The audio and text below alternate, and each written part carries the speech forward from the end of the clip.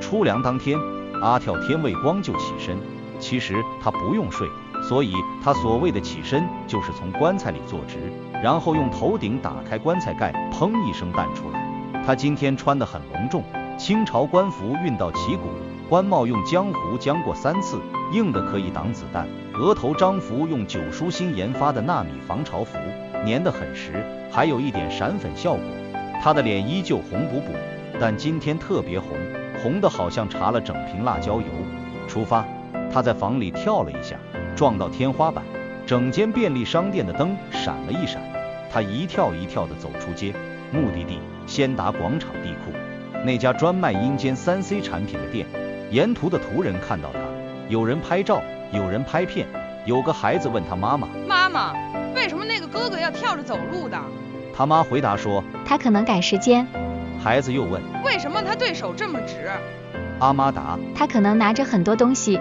孩子再问：为什么他的脸这么红？阿妈开始不耐烦：你问完了吗？你再问我就叫他咬你。孩子马上收声。阿跳听不到他们的对话，因为他太兴奋，整个脑子里都是 iPhone 88名幅版的画面。他终于来到先达广场地库，一家店叫阴间数码，门口贴着一张海报， iPhone 88名幅版现货发售，支援 5G 阴间网络，内置地域导航，还有祖先模式，可以跟你死去的亲戚视讯通话。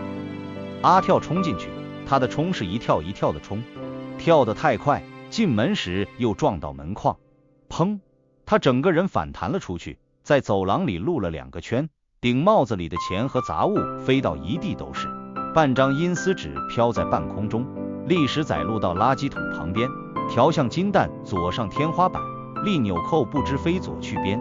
阿跳趴在地上，看到一些钱散落一地，紧张的立刻站起来。他的站起来是整个人从趴住变作站直，中间没有经过起来的动作，像一条弹弓一样啪一声弹了起来。我的钱！他用伸直的手夹起一张张银纸，但他的对手太硬，夹的时候经常甩，像用筷子夹豆腐，夹急都夹不实。一个路人经过，看到他躺在地下一张张的夹钱，好心帮他直。先生，你掉钱了。谢谢谢谢。路人帮他收拾齐了一些钱，然后看着他的顶帽子，帽子里还有半张阴丝纸和一颗石子。你的荷包挺特别的哦。是的，我顶帽子来的。路人呆了呆，然后以极快的速度离开现场。阿跳带回顶帽子，整理好钱，再跳进店里。这次他学精了，用走的方式进去，虽然姿势像一只企鹅，但至少没有撞到门框。店里很暗，灯光是绿色的，四周的墙上挂着不同的手机壳，全部都是纸扎的，有金银衣纸系列、西钱系列、元宝系列，还有一个特别版是阎罗王联名款，上面印着阎罗王的样子，写着地府认证，信号最强。收银台后面坐着一个人，他穿着一件黑色 T 恤，上面印着 I 冥府，戴着一副圆形黑超。你好，想看吗？他问，声线懒洋洋，像是才刚睡醒。我想看 iPhone 88名幅版。阿跳很紧张地说，对手伸直，整个人僵硬的像一块木板。店员看了他一眼，看到他的造型，清朝官帽、红面、黄服，伸直的手，完全没有惊讶，反而很淡定地说，僵尸呀，最近好多僵尸来买电话哦。真的吗？阿跳很兴奋。假的，我在开玩笑。店员面无表情。哦。店员从橱窗里拿出一部电话，放在玻璃柜上。阿跳看着电话，整个人呆了。iPhone 88名幅版，机身是纸扎的，但手工精细到让人惊叹。机身是黑色的，上面有暗花纹，是一幅18层地狱示意图，每一层都画得很仔细，连第18层的永不超生区都画得像一个高级住宅区。背面有3个镜头，分别是阳间镜头、阴间镜头和穿越镜头，可以拍到阳间和阴间的重叠画面，号称一张照片2个世界3倍震撼。最强的是，它有一个功能叫祖先模式，只要你输入你祖先的姓名和死亡日期，它就会自动连线。如果对方都有使用 iPhone 88名幅版，你就可以跟他视讯通话；如果对方使用旧款，也可以语音通话，但会有延迟，因为阴间的网络始终没有阳间那么快。这台电话店员拿起机器，很专业的介绍。支援5G 阴间网络，覆盖范围包括18层地狱、孟婆庄，还有奈何桥沿线。信号最强的地方是阎罗王办公室附近，因为它有私人基站。哇，它的电池是焚烧式充电，你烧一次元宝，它就可以续航749天。如果你烧吸钱，就得回30天，因为吸钱的电量低一点。哇，还有个功能叫地狱导航，你输入你想去的地府地址，它会帮你规划路线，避开一些交通黑点。例如王死城附近常常塞车，因为太多人突然死掉，一时间消化不清。哇哇哇！价格8888美元，包一个纸扎充电器和一条纸扎耳机。你要不要加999美元买个阎罗王联名手机壳？可以防雷劈，因为阎罗王常常被雷劈，他常常答应别人一些事情做不到，天罚来的。阿跳摸一摸顶帽子，里面有4000美元，加上他之前储的0.5美元，也就是4000.5美元，他还差4887.5美元。他的脸从红变青。我钱不够。阿跳小声说道，声线里充满着绝望。店员看着他，沉默了一会儿。你欠多少？4887.5美元。店员想了想，你有旧机吗？我们有个旧机换新机计划，任何阴间电子产品都可以，就算是坏的也行。阿跳想了好久，他有没有旧机可以换？他没有电话，没有电脑，没有平板，没有任何电子产品。他唯一的电子产品是，他在顶帽子里搅了一会儿，搅出来一台收音机，一台古老到不得了的收音机，黑色的，上面有几个按钮，但全都坏了。他从垃圾站取回来的，一直都是用来做装饰。这行吗？阿跳把收音机放在柜桌上，店员看着收音机，拿起来看了看，反转背面，上面贴着一张贴纸，写着1987年制。哇，店员的表情变了。这机器好旧哦。是的，它坏掉了，什么都收不到。阿跳很诚实地说。店员把收音机拿到耳边，拧了几下按钮，没有声音，再拧多几下，还是没有声音，再拧，忽然沙一声，传来一阵微弱的声音。现在是夜间新闻，1987年6月15日，天星小轮加价，从0.4加到0.5。阿跳和店员一起呆了。他还收到。阿跳很惊讶，店员再拧多几下，声音消失了，变回沙沙沙的杂音。这机器还收到1987年的信号。店员的声线有些震惊。它不是坏了，它是卡住了在1987年。他看着阿跳，你知道这机器值多少钱吗？阿跳摇头。对于阳间的人来说，它是垃圾，但是对于阴间来说，店员的眼睛发光，它是一件古董。一部能接收到过去信号的收音机，在阴间的黑市价，他竖起5只手指。5万。是5万。店员很淡定地说。阿跳整个人僵了，他的僵硬和平时不同。平时的僵硬是因为他是僵尸，这次的僵硬是因为他太震惊，震惊到连僵尸的本能都忘记了。他对手伸直，双眼瞪大，脸从青变白再变红，整个过程快过红绿灯，最后定格在红色，红的好像快要喷火。5万。阿跳的声音在震，整个人跟住震，像一台坏掉的洗衣机开了脱水模式。是5万。店员很淡定地说，我们公司可以帮你拍卖，收20%佣金，也就是你实收4万美元。你等的吗？拍卖会每个月搞一次，下次是2周后。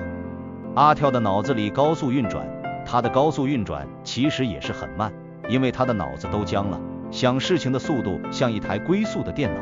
他想，现在买电话要8888美元，他有4000.5美元，挣4887.5美元。如果他卖掉一台收音机，就有4万美元，减去电话的钱，还有31112美元剩31112。他从来没见过这么多钱，他可以用来做什么？买香，买苹果，买一间更大的棺材，买好多好多苹果，每个苹果都有一条虫，每条虫都做他的室友。他的脑子里浮现了一个画面，他住在一副金丝楠木棺材里，周围摆满了苹果，每只苹果都有一条虫子，虫子一起探头出来和他打招呼，你好，阿跳，你好，阿跳，你好，阿跳。很嘈杂。我想一下。阿跳的声音很小，像一个让人问你将来想干什么的中学生。店员点点头，你慢慢想，机器我帮你保管，你决定了就来找我。他递了卡片给阿跳，阴间数码，业务经理，阴仔，电话1487，阴间号码，阳间打不通。阿跳用伸直的手夹住卡片，放在顶帽子里，和半张阴司纸、一颗石子、一条橡筋和$4000.5摆在一起。他的顶帽子现在很重很重，重到他整个人向前倾，要用很大力的向后跳才能平衡，整个样子像一个喝醉了的企鹅。他一蹦一跳地离开先达广场，脑子里一片混乱。4万，他从来没有拥有过这么多钱，他可以现在就买电话，还有剩很多很多钱，但不收音机。收音机是他从垃圾站取回来的，他一直用来做装饰，从来不知道它这么值钱。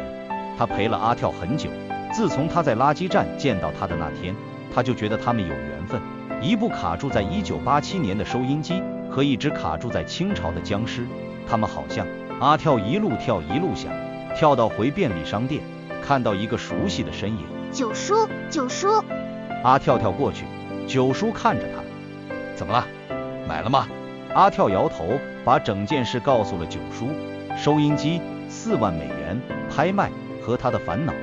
九叔听完沉默了很久，他喝了一口鸳鸯，然后问，你不舍得一台收音机？阿跳点头。他陪了我很久，他跟我一样，也是卡住了在一个不属于自己的时代。九叔看着阿跳，他的脸红鼓鼓，额头章符粘得很漂亮，双眼有点湿润，双手伸直，站在旺角街头，周围的人来人往，但他很突出，因为他整个人都不属于这个时代。阿跳，九叔说，你知道为什么我请你吗？因为你请不到人。九叔的表情扭曲了一下，这是其中一个原因，但不是最主要的原因。那是什么？九叔喝多一口鸳鸯，看向街头的车流。因为你跟我一样，也是一个格格不入的人。我是一个道士，但是我开便利商店。你是一只僵尸，但是你做收银员。阿跳看着九叔，不太明白他说什么，但觉得好像很有道理。九叔继续说，他陪了你很久，他是你的朋友，但你有没有想过，他也可能想要有一个新的开始。他卡住在1987年太久了吧？或者他也想有人带他去一个新的地方。你把他卖了，他会到收藏家的手上，那个人会好好的保存他，他会被人珍惜。而你可以用一些钱买你的电话，打给你妈妈，告诉她你过得多好。九叔说完，喝下最后一口鸳鸯。你自己决定吧。他转身走回便利商店，留下阿跳一个站在街头。阿跳站在原地，双手伸直，面红补补，脑子里不断重复九叔的话。他看着顶帽子，帽子里有一台收音机，有$4000.5，有半张阴司纸，有一颗石头，有一条橡筋。他想起阿妈的话，阿跳，做人要有希望，就算你不是人，也要有希望。他深吸一口气，然后喷了出来，冷的路边一个阿婆打了个起吃。年轻人，你又喷冷气。对不起，阿婆。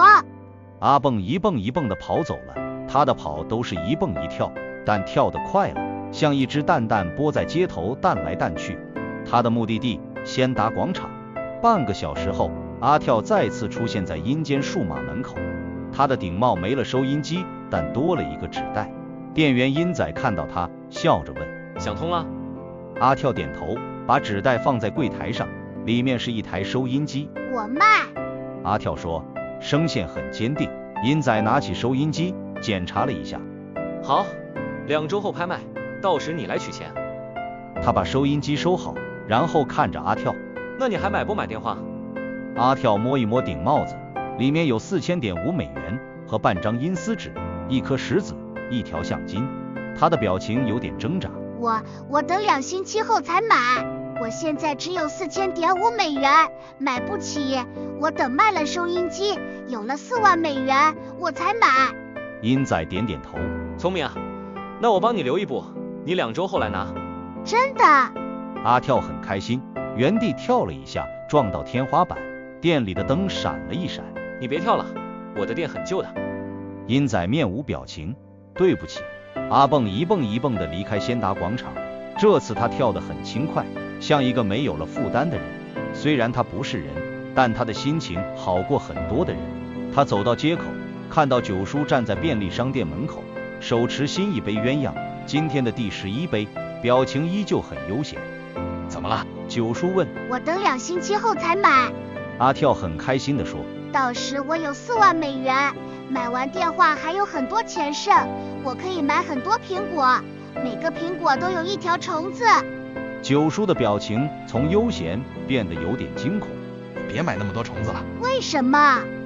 因为我怕你的房间太吵。不会的，我会跟他们说，要静静的，不准吵。九叔看着阿跳，他的脸红补补，双眼发光，双手伸直，站在旺角街头，整个样子开心的像中了6合彩。九叔摇摇头，笑了一笑。你开心就好了。他转身走回店里，临走前说了一句，明天准时上班，别迟到。知道。阿跳在他身后大叫。九叔走进店里，在收银台后面坐下，拿起一张 memo 纸，写下一句话：阿跳2星期后有4万美元，提醒他不要乱使钱，尤其是不要买太多虫子。九叔。他看着一张 memo， 想了想，加多一行 PS， 顺便提醒他，条虫不会交租的。他放下笔，喝了一口鸳鸯。阿跳在门口跳了几下，准备跳回家。他路过后巷时，特意停下来去看看柯盆栽。阿肥从泥里捐了半个身子出来，胖乎乎的，对住他摇了摇头。阿肥。阿跳小声说，我差不多可以买电话了，到时候我打给我妈，我介绍你给她认识，好吗？阿肥捐了个圈，像是点头。阿跳笑着点点头，然后一蹦一跳地离开后巷。他的身影消失在夜色之中，只留下砰砰砰的跳跃声和一句远远传来的话：阿肥，明天我带个新苹果给你，你等住呀。后巷里，一条胖乎乎的虫子在泥里圈了个圈，好像很开心。